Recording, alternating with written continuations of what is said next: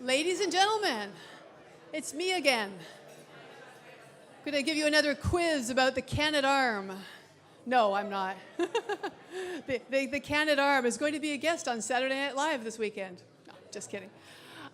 Laura Dawson, director of the Canada Institute. Those of you who are at this morning's program, I'm an old familiar face. Nice to see so many of you here for this very exciting luncheon keynote address. As you heard me recognize this morning, thank you to Maxar Technologies for being a corporate sponsor for this event. Thank you to Politico Pro Canada as our media sponsor.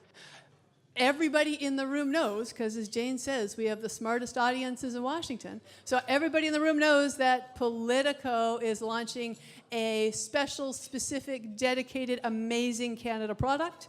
And so we have invited one of their dedicated, special, amazing Canada products here, Louisa Savage, and her colleague, Jacqueline Klimas. And they're going to be the moderators for this event, for this discussion. They are much more articulate than I am, and so they're going to give you a much better introduction to Scott Pace than I can possibly offer. So please join me in welcoming Louisa and Jacqueline.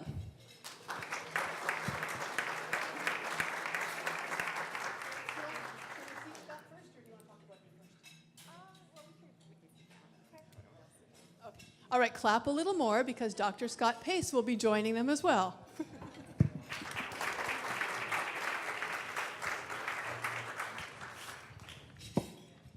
Thank you. Good afternoon. Thank you for having us. We're so excited to be here. And I would like to just start by saying how wonderful it is that the Wilson Center for so many years has become such a center for discussion of Canada and Canadian-U.S. relations across so many different policy fields, and we're so grateful to Jane Harmon, those of us who follow these issues, for keeping that going.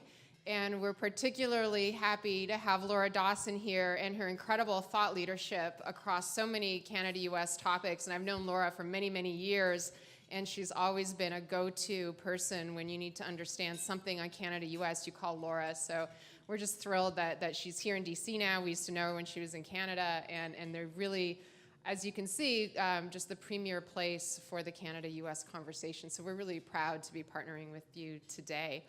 As Laura mentioned, we're particularly excited at Politico because we have two favorite topics right now, and those are space and Canada. We recently launched our Politico Space newsletter, and my colleague Jacqueline Klimas is one of the co-authors. I'm sure many of you here read that newsletter. If you don't, you should. It's free. Sign up now. And we are about to launch a Politico Pro Canada, which is a special policy vertical aimed at people with an interest in the Canada-U.S. relationship, whether you're in private sector or government. We're going to be covering Canada-U.S. relations across a large number of policy areas, and we'll have Jackie's great coverage of space included there as well. So that's what I'd like you all to know, and we hope you'll check out politicopro.com/Canada and sign up for your free preview. But I'd like to hand it over to Jacqueline, who is our space expert, to introduce Dr. Pace.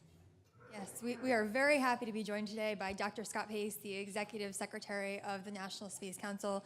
He's had a decades-long career in space, including time at NASA, in the White House Office of Science and Technology, and at George Washington University as the Director of the Space Policy Institute. So thank you so much. I know I'm really looking forward to our discussion, and I believe you wanted to start with some remarks. And so thank you very much. And pardon me if I do actually read some of these remarks. Those of you who know me from my university days know that I would just get up and simply talk. I'm in a different position now, so what I say is cleared, which is not a concept that occurs in the university community. So, but again, I'll try to get through that, and then we can have a Q&A and discussions, and I'll try to respond. Also, particularly, it was, again, going back to the university period, I was particularly happy to see several of my former students around here as well as being part of the community. So that's always a great thrill. So let me start by recognizing really the remarkable work that the Canada Institute here at the Wilson Center has been doing. They're bringing together a group of Canadian-American policy stakeholders to capitalize on the joint successes that we've had between the U.S. and Canada so far I think is incredibly important, particularly as we try to harmonize our plans for the future. And so thank you very much for your leadership in doing this. For nearly 6 decades across all aspects of the space enterprise, the United States and Canada have forged an excellent partnership. We have long cooperated in civil space exploration, commercial space, and national security space. And together we established Norad, built the first comprehensive binational system of space situational awareness that protects North America. We worked together to send humanity to the moon, watched as the Canadian-built legs of the lunar lander touched down minutes before Neil Armstrong's boots hit the surface. So trivia, but good space trivia. And we look really on and awe as engineers from both our public and private sectors who developed new technologies and advanced our understanding of the universe. We now find ourselves on the cusp of a very new era across all these areas and a promising future, and our bilateral partnership with Canada has been a strong asset in the past and is going to continue to be so in the future. President Trump has a clear and very direct vision of the future of the space enterprise, and as a result, he reinvigorated the National Space Council to be a driver for coordinating American space policy, and he asked the Vice President to serve as his chair. And it's been really my great pleasure and privilege and honor to work for him. I sometimes say there's nothing more terrifying than a boss who cares about what you do. And the boss cares about what I do, so it's a great job. For those of you who may not be aware, I think it's helpful to provide a very, very quick primer on the Council itself. We advise and assist the President on all aspects of national space policy and strategy. And one of the more visible ways we do that is by developing policy recommendations for the President for approval as space policy directives. The President has signed 3 of these directives so far. The first one, Space Policy Directive 1, on December 11th last year, directs NASA to lead a return of humans to the moon for long-term exploration and utilization, followed by human missions to Mars and other destinations, and most critically, with commercial and international partners as part of that vision. Space Policy Directive 2, signed on May 24th, 2018, focuses on reforming commercial space regulation and creating a one-stop shop for commercial space sector at the Department of Commerce, just one building over. Finally, Space Policy Directive 3 was signed on June 18th and established the first ever national policy on space traffic management, which I've been seeing as, of course, a major interest and concern internationally. This directive establishes principles, goals, guidance, organizational roles, and responsibilities related to space situational awareness and space traffic management, and it's the first presidential policy to do so. Now, Canada is an indispensable partner to the U.S. in many ways, including cooperation on the Canadian Space Agency and NASA on the International Space Station. The Canada arm was already mentioned. 4 Canadian astronauts are currently on active mission specialist status at the NASA's Johnson Space Center. One of those 3 astronauts will launch at the end of this year as Expedition 58/59. During a recent visit to JSC, the Vice President had a chance to extend his congratulations to the 2017 NASA astronaut class, and in particular CSA astronaut Dr. Jenny Sidney Gibbons, who's training in the Houston facilities now. I read something, she was 29, which is like deeply distressing. Okay. On the station itself, NASA and CSA technologies and techniques, of course, are woven together seamlessly and represent the high degree of trust that has to be established between all the international partners in order for human spaceflight to work. When an American cargo vehicle visits the ISS, of course, it depends on the Canada arm to dock. As a cargo vehicle comes within range, the Canada arm reaches out from the ISS, grapples the visiting vehicle, bursts the vehicle, allows cargo delivery. This very safe and repeatable technique that the U.S. and all the other ISS partners depend on CSA to maintain this asset. Also on ISS is the 2-arm robotic system named Dexter. It's used for operation and maintenance of the ISS, including things like looking for leaks on the outside. The robotic refueling mission experiments that NASA has conducted on ISS would not have been possible without close cooperation with CSA. Cutting of blankets and wires, unscrewing of fuel caps, refueling of mock satellites, all that was achieved with NASA tools held by Dexter during the joint training procedures. The success of both our nations in space is augmented by this relationship, and we're glad to have the Canadian government's commitment for extending the existing ISS government-run model through 2024. Very appreciative of that. Between now and then, the U.S. is looking forward to working with Canada to plan for a transition from this current model to a more commercially active low Earth orbit with more opportunities for the private sector and continuing government research in low Earth orbit. So we're not abandoning low Earth orbit, but I think it's time for us to be thinking about what comes after the space station. And the sooner we do that, the smoother the transition I think we're going to have. Creating a path for expanded commercial operations on the ISS and low Earth orbit, we think is going to unleash a lot of potential. At the 34th Space Symposium earlier this year, I'll quote from the Vice President saying, "With the direct government funding deadline for the International Space Station just 7 years away, our administration is investing in science and technology capabilities that commercial space companies will use to build the orbital platforms, plural, of the future, where the government will be a tenant and a customer and not the landlord." And therefore, over several years, we're going to hopefully work together with Canada to implement this goal. I could go on and talk about a number of science experiments that CSA is doing, but suffice to say there are dozens of them. And again, Canadian science is integral to what we do. Finally, here on Earth, Canada has collaborated with the U.S. Science Foundation and the Chilean-based Atacama Large Millimeter Submillimeter Array, ALMA, which regularly receives more than 1,600 annual observing proposals for most observatory on the ground or in space, and provides unique insights across a range of topics from star formation to galaxy evolution. So both in space and on the ground, Canadian capabilities are integral to our global infrastructure. So looking ahead to national security space, which of course has been in the news a lot, I think it's instructive to look back at our experience with Canada. Norad, of course, is charged with detection, validation, and warning of attack against North America, to include attacks from space vehicles. In my previous university position, I had a colleague, Jim Bennett, who authored a report on the Norad experience, implications for international space surveillance data sharing. It's prepared for the Secure World Foundation, an NGO that many of you know. The report explains through several examples of NORAD's history about how our bilateral cooperation on space situational data sharing had been such a tremendous asset. And this goes all the way back to 1957, with commanders having to quickly determine what was a threat, what was not a threat to North America. It was NORAD engineers who had to reconfigure the surveillance system over the years to deal with new threats, such as low observable cruise missiles, air-enabled terrorism. And since those adaptations, NORAD has continually adopted its systems to manage newer and more advanced threats, including those involving space vehicles. We, of course, work together with Canada on things like the Wideband Global Communications Satellite Program, multiple satellites, 9 are currently on orbit.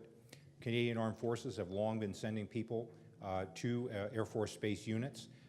One of those in 2015, the Joint Space Operations Center that is responsible for space situational awareness had a Canadian commander of the JSPOC, which was a certified crew commander. It was quite a milestone, leading a multinational JSPOC crew. And so I believe this partnership will really only grow as the U.S. implements the President's direction to stand up a new department of the military, the U.S. Space Force, which will provide new assignment opportunities for cooperation.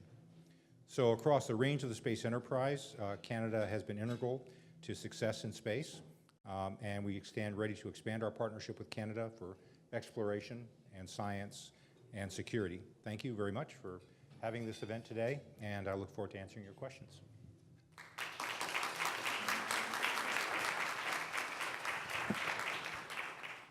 Thank you so much. Before I have Jackie ask the smart space question, I'm going to ask the obvious question. We've had this wonderful conference today. It's been very happy, a lot of talk about great cooperation, but we know that just outside this building, there are negotiators trying to save the economic foundation of the Canada-U.S. relationship, right, as the NAFTA talks are ongoing. We know there have been tensions in NATO and over the Western Alliance, and we've spoken with you in the past about how do diplomacy and international relations intersect with space cooperation, whether it's U.S.-Russia, U.S.-China. To what extent is Canada-U.S. space cooperation hermetically sealed off from all these other tensions that right now are fraying at what has always been a very happy and easy relationship? Is this 100% immune from any of that? Happy happy and easy relationship. I recall U.S. Army engineers being fairly deep into British Columbia building the Alaskan Highway, and it took a while for Ottawa to find out. So there's a number of things in our relationship. We have a wonderful relationship, we do. So first of all, I'll start by saying that I have no authority to talk about or take any option off the table for the president and the U.S. Trade Representative. If they ask me to, offer up something, which they haven't, I would, of course, comply.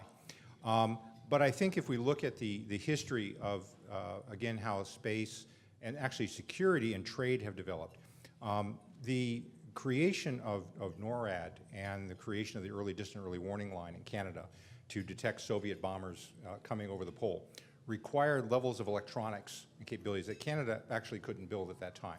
So we sent it north. Canada then tried to charge fees and tariffs for importing this high-tech item. We said, well, that's maybe not a good idea. We're trying to protect North America. And Canada said, of course you're right, and so waived the tariffs. And that was expanded over time to really all military items, security items that were common to Canada, which of course made sense. That definition of free trade expanded to include things like truck axles, which became the basis of the automotive relationship. And so the growth of North America as a free trade area, deeply intertwining our economies, deeply intertwining our security interests, both kind of married with each other. So I think we're looking at certainly a period of adjustment as the world globalization poses new challenges. I'm certain that the U.S. Proposals are eminently fair and can be accepted tomorrow. But that underneath that is a fairly deep relationship in technology and security. And it goes back to the beginning of the Cold War era. It's continuing through the modern problems that we have today.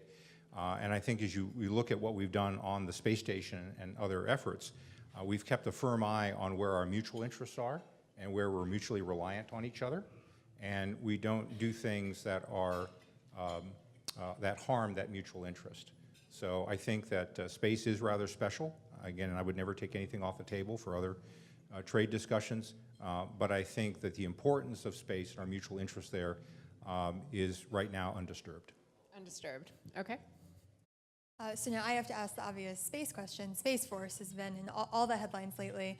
As you mentioned, Canada and the U.S. do have an extraordinarily close relationship, even in military space. Space Force is not a reality yet. It's still going to take Congress to weigh in, but it is moving forward. We're hearing this week that it's going to be in the administration's fiscal 2020 budget request. So, Which I could not possibly comment, but okay. Of course. I'm hoping you can comment on how standing up a sixth branch will affect interoperability between the two militaries, if you've heard any sort of concerns about that, and what, if anything, you're doing to address them. Sure. So first of all, there's a lot of things that, as the DoD report, known as 1601 report, talked about acquisition reforms, ways of handling personnel, standing up modifying the Unified Command Plan to create a U.S. Space Command. These are all things we can do under existing authorities. And as we go through that, then of course consultation with Canada for NORAD and so forth will be part of that normal process. A lot of what the issues are in motivations and interest in a Space Force come not from operational integration issues, though there's obviously a lot to do there, but problems with personnel, budgets, acquisition speeds. We're not acquiring things as rapidly as we could. We're not taking advantage of the commercial sector as rapidly as we could. And so trying to get a focus on prioritizing space higher, both in budget terms and in terms of acquisition reform efforts, I think is something that we really want to do. So I actually we're fairly well integrated with lots of other countries right now. We have space situational sharing data agreements with everyone. We're each of the combatant commands, whether PACOM, EUCOM, CENTCOM, those combatant commanders worry about interoperability all the time, and making sure that space supports those combatant commanders is really unchanged. So a lot of what I think the Space Force needs to accomplish is change of perspective about the importance that space has at a higher level, and trying to making sure that it gets the resources and people that the current threat environment kind of demands of it. And so the goal is, I know this may be disappointing to people, it's not to build some exotic science fiction capability, it's really to advance, U.S. and allied national security, representing the COCOMs, in fact, as the customers for space, as they are today, and we're trying to do better for them tomorrow. As we've been hearing today, there are obviously a lot of new entrants into space, a lot of big ambitions, everything from going to the moon to space exploration.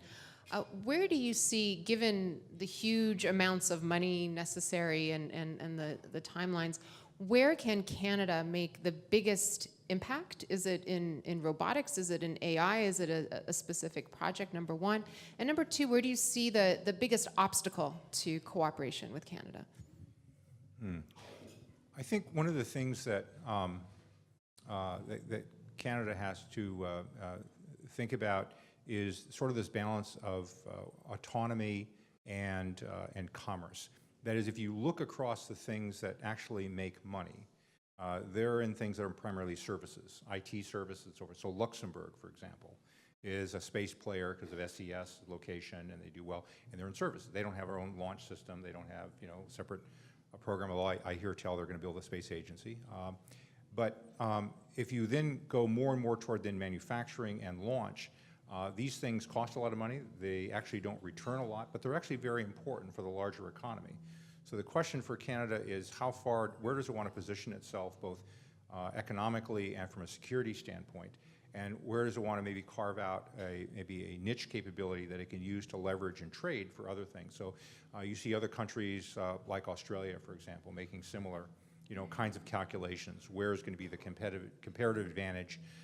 Robotic is certainly an obvious area of strength.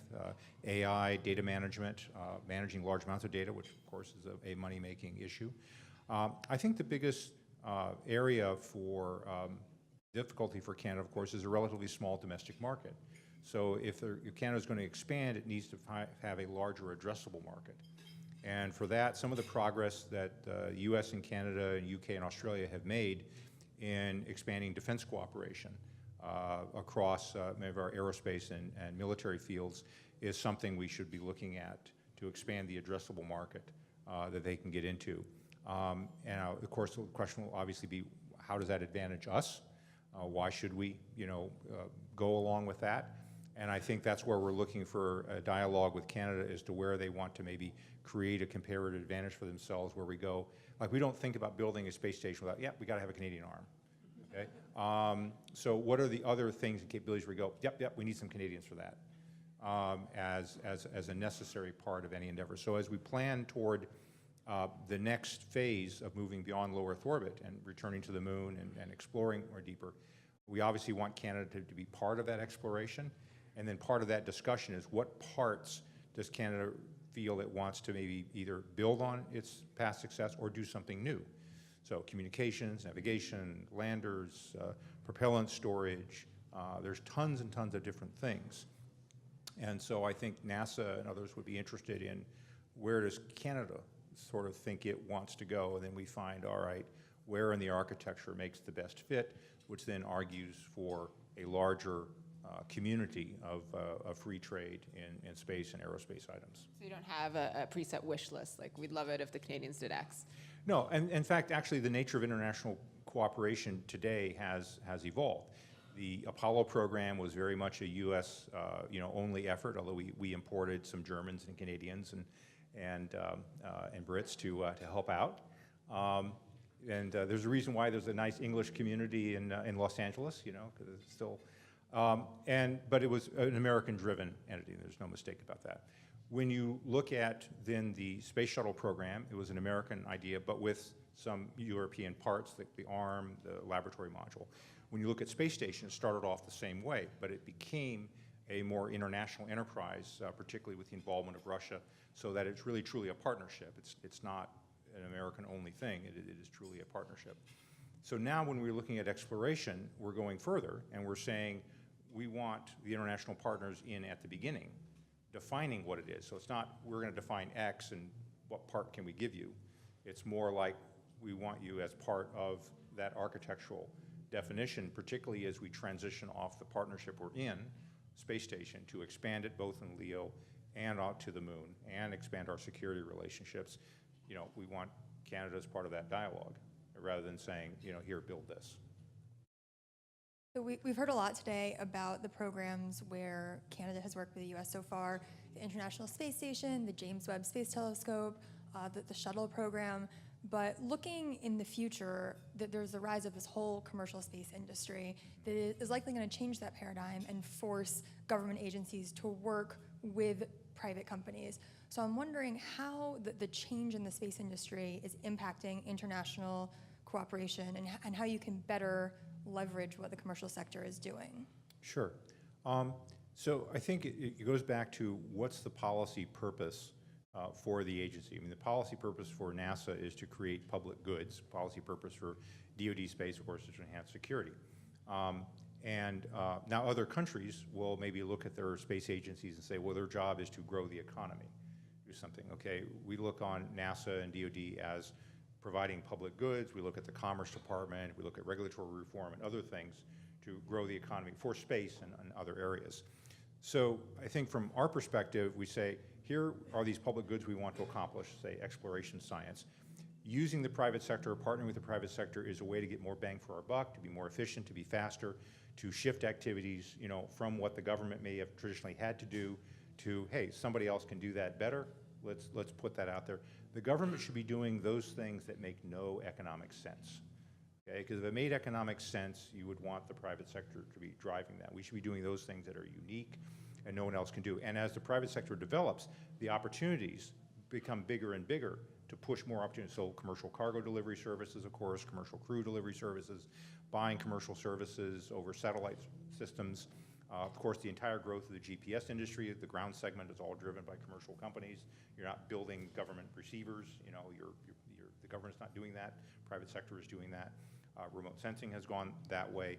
So as capabilities grow, the number of things that we can turn over to the private sector grows, and so the government pushes farther out on kind of the bleeding edge of innovation that are beyond things that make a business case close. So it's only hard if the government is sort of stuck in thinking that it wants to continue buying things the same old way it did, or keep buying the same things, instead of sort of evolving and changing. So it's not a legal barrier, it's fundamentally a barrier of imagination. In terms of international partnerships, do you think there are any of NASA's international partners who might reject the idea of working with an American company instead of potentially working with the government? It's probably undiplomatic to say so, but that would be their choice, and too bad. We are going to do what is most efficient, and capable, and we would expect our partners to make their own decisions on what's efficient and good for them.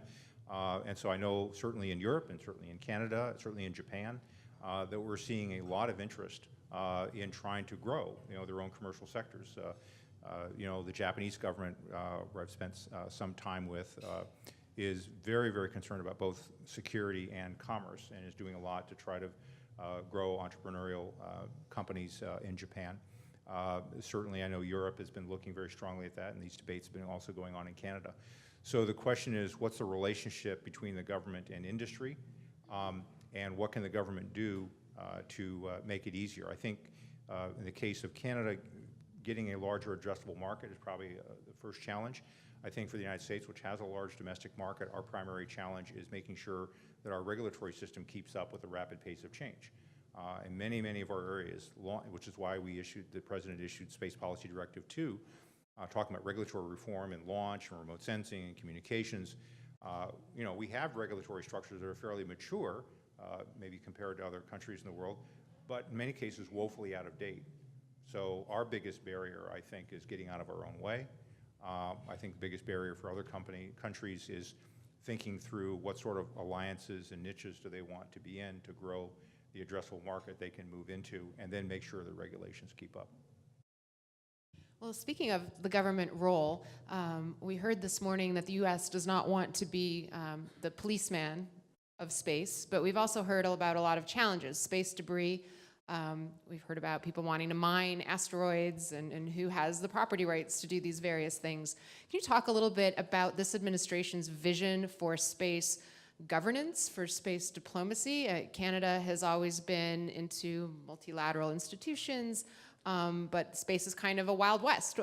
What is that going to look like? What's the framework going to be going forward?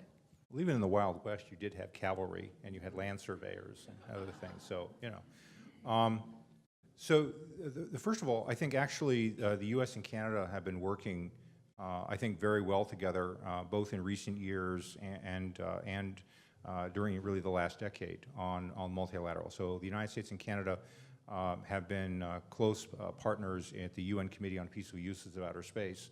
I personally spent a lot of time when I was in university and still track this in my current job, things like the guidelines on the long-term sustainability for space activities. Some of you, probably many of you know, there are technical best practices on orbital debris, for example. If you have explosive bolts, put a bolt catcher on it. Please vent the tank at the end of life so it doesn't corrode and blow up.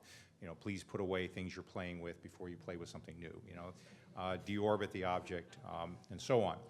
And these best practices were then adopted and incorporated into non-binding multilateral guidelines through the UN.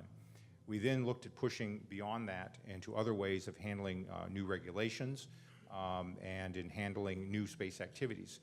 21 guidelines were developed over about the last 8 years or so, 11 years. And we developed a consensus across all the member states, including, you know, G77, China, and so forth. We were blocked from consensus in the June meeting, plenary meeting, solely by Russia. And there's a variety of reasons for that. But the fact is that we worked very much with other countries to develop these non-binding guidelines. And you say, well, what good is non-binding guidelines? Well, the answer is once you have a technical consensus of best practices, you can then take these non-binding guidelines and reflect them into your own national law and regulation.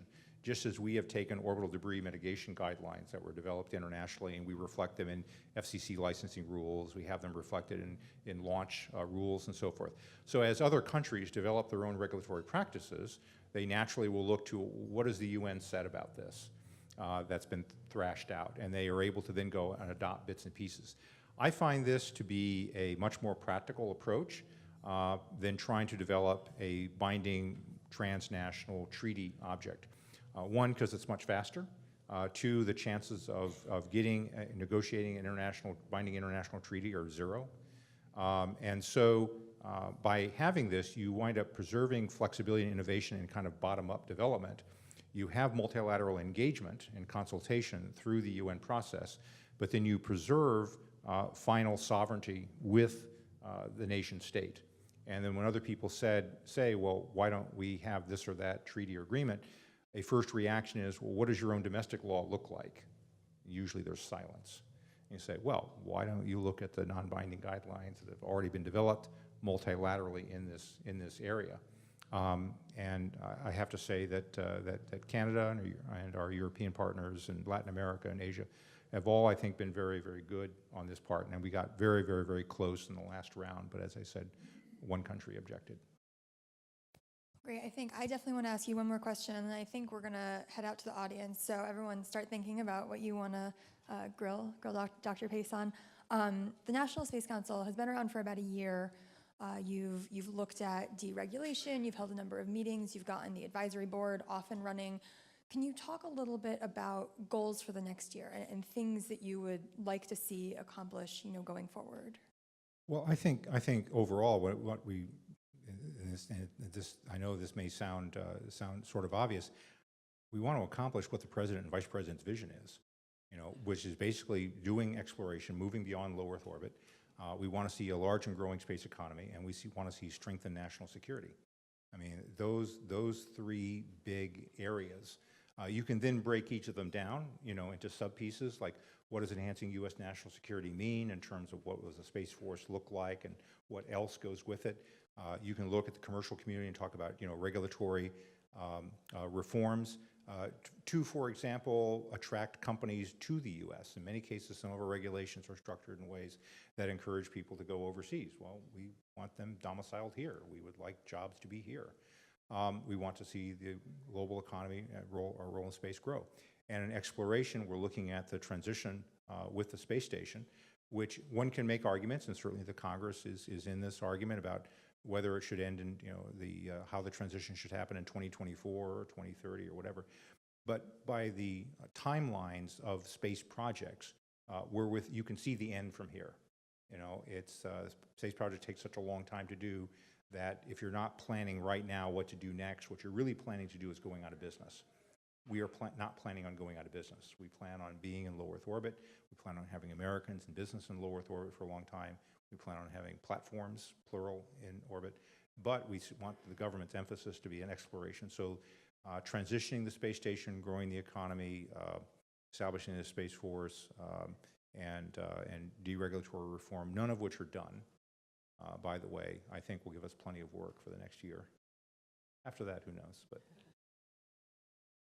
Great. Do we have any questions?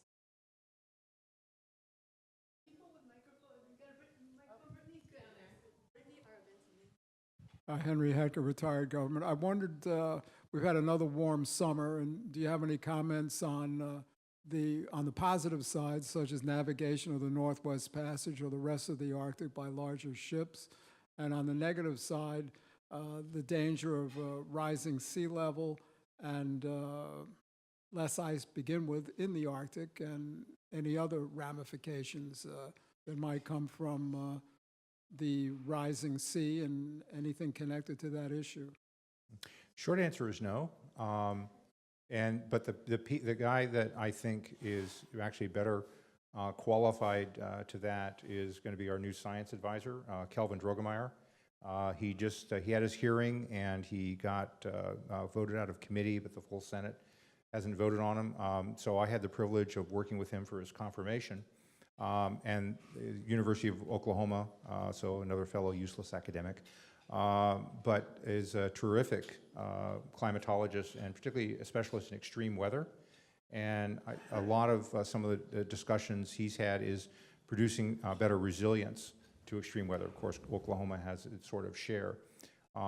So I think if one was looking, I was speculating here, if I was looking at the Arctic and sea rise, which is of course a critical issue for some countries, improving resilience and improving ability to predict those activities would be something that he might want to talk about, but that would be more his lane than mine. Any questions down here? Oh, right there. Hi, I'm Michael Byers, University of British Columbia. Professor Pace, you started off by mentioning trade, but the implication was that space is relatively immune from trade disputes. But Nothing is immune from trade disputes. Yeah, well, that's my point, actually, because the United States has a huge trade barrier in the aerospace field in the form of the ITAR regulations, which make it very difficult for Canadian space companies to grow because they can't access U.S. military intelligence contracts, and also denies the United States the services of all those brilliant Canadian scientists and engineers that would love to work on U.S. government projects. Is it an immigration question? No, it's a continental economy question. No, I think that's very fair. I mean, again, back to my story about Norad. How did NAFTA emerge? NAFTA, in many ways, you can trace its history back to the realization that we are a North American economy and we have common security interests and we have common trade interests. It's very true. I think that again, some of the work, one can say it hasn't gone fast enough. But some of the work among the most trusted elements of the security relationship, the Canadian-U.S., New Zealand, Australia, progress has been made in defense cooperation. We certainly see a lot of U.S. Companies looking both at Australia and in the U.K. I don't know why they wouldn't also look at closer ties with Canada if we had a larger market to work and share with that paid attention to the security issues. The security issues are fairly non-trivial. One of the hardest ones being coordinating policies on how we handle third-party nationals. Canada has, of course, a different approach to foreign nationals within their borders than we do. Sometimes that's an advantage for us, and sometimes that's a problem for us. So how do we align, our interests in security and growing the economy with also our security concerns and dealing with non-Canadian and non-U.S. Foreign nationals.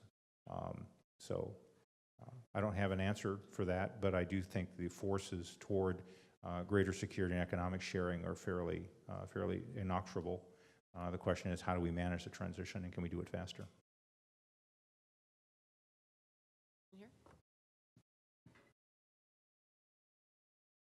David Grossman with the GPS Innovation Alliance. My understanding, the administration's Spectrum report is due to the president September 21st. What is your hope in terms of goals to get out of that process? You're referring to the one at Space Policy Directive 2? Yes. Okay.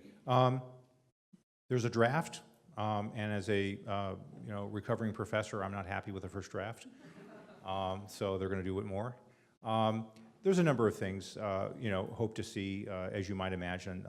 There's things where we can do better in R&D. There's things where we can do better in regulation. Domestically, there are things we can do in terms of our international positions. So we, of course, have the World Radio Conference coming up next year, which is very important. I think one of the things we're trying to stress, the former NASA acting administrator, Robert Lightfoot, when talking about different contentions in the space world, he had the phrase, embrace the healing power of and, not or, but and. And I think the theme we're bringing, one of the most important, I think, telecom priorities we have is 5G. Of course, there's a competition for spectrum between terrestrial mobile broadband and 5G and what it needs, of course, in space services across a wide range. I'm among many people who believe that our best approach is a mixed strategy that embraces space and terrestrial. One can argue about what the ratio of the mix is, but if we want to serve rural areas, if we want to serve developing countries, which, by the way, have votes within the ITU, then you have to have a solution that embraces space. Okay, a totally terrestrial approach simply does not work. The U.S. has, I think, particular advantages in space in terms of high-speed mobile capabilities from space, as well as low latency ideas in the LEO commercialization, LEO ComSat market. And so we should be embracing all of those assets as part of the race for 5G. So I think coming out with an approach to improve not just the competitiveness of the U.S.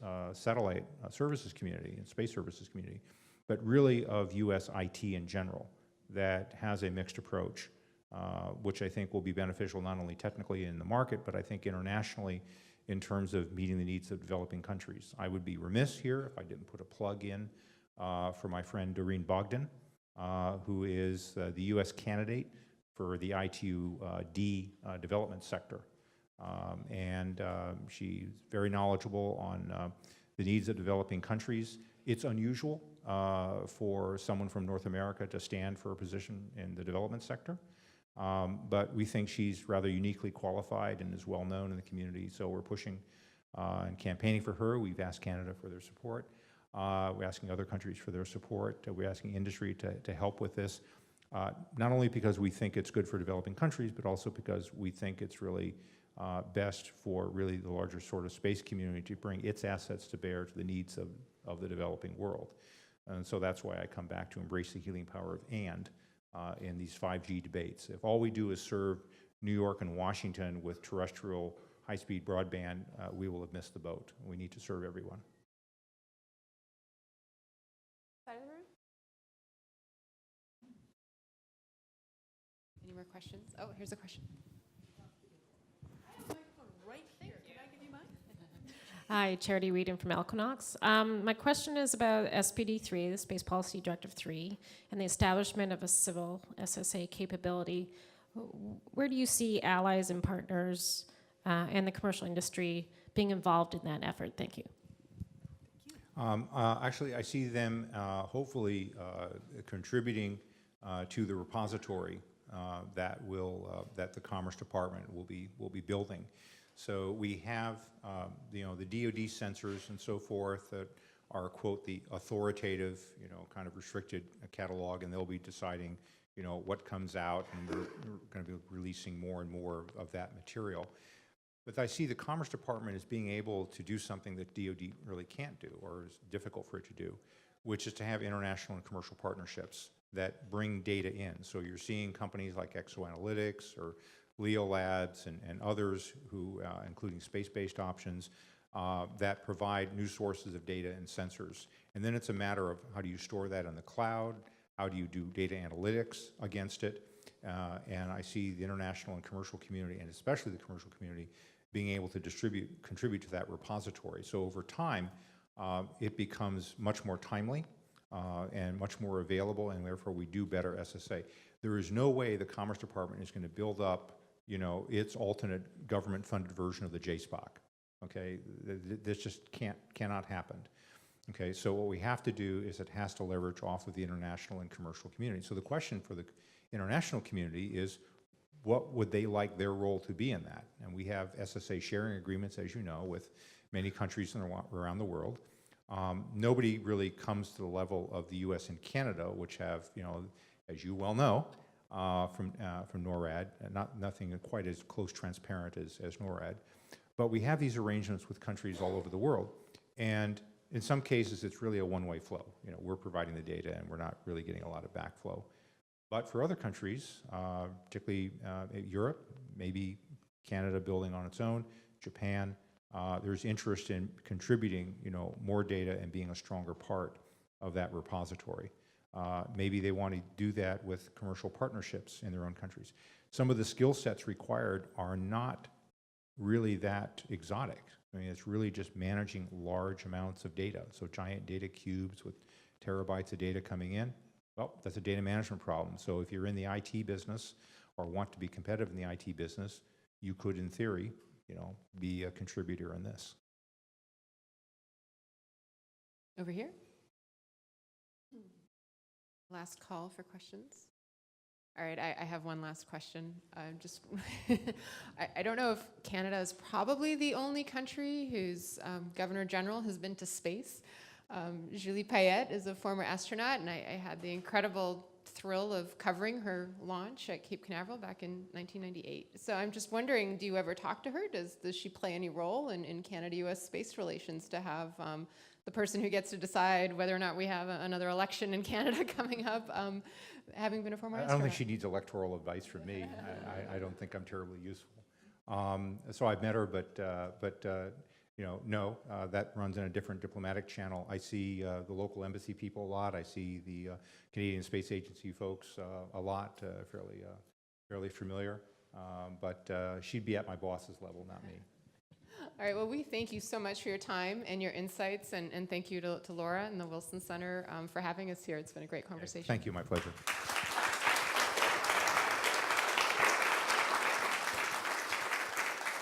Thank you so much, Louisa, Scott, Jacqueline. That was terrific. You guys can sit down and eat your now cold lunch. And I just want to thank you so much for your participation. I have one more set of housekeeping business to require. First of all, though, I want to say, not only did you answer a question on NAFTA, you answered it really, really well. Nobody saw that coming. But again, I want to thank our sponsors for this event, Maxar Technologies and Politico. It's terrific. The Woodrow Wilson Center was established by Congress as a memorial to President Wilson. We are staunchly nonpartisan in the United States, nonpartisan in Canada. We get a little bit of a congressional appropriation that provides a building and keeps the lights on, but all of our programming is as the result of external donations, external contributions. So your contributions help us to decide what programs we can put on. We look at important public policy issues, but we have to have our external partners to refine that. So some of you are wondering why the board also has Bank of Montreal and the Ontario Power Generator and some Alberta oil companies. Well, those are the organizations that keep us, Canada Institute, in business. And at the beginning of this week, we were not able to cover costs for this event, but we said to ourselves, this is important enough that we're going to underwrite it because we see that this is the beginning of a beautiful partnership, or the continuation of a beautiful partnership. If you think this is an important issue, if you think that this is an important conversation to continue, please please get in touch with someone either from the Canada Institute or from the Wilson Development Center. This is just the beginning. Woodrow Wilson Center writ large is doing a larger space program. We hope to see a lot of you folks involved in that. So that wasn't singing for your supper. That was suffering for your lunch. But thank you so much for the opportunity to make that plug. Next program is back in the auditorium. You've got 10 or 15 minutes to check your Blackberries and call your office and use the restrooms. And we look forward to the next panel. Thank you.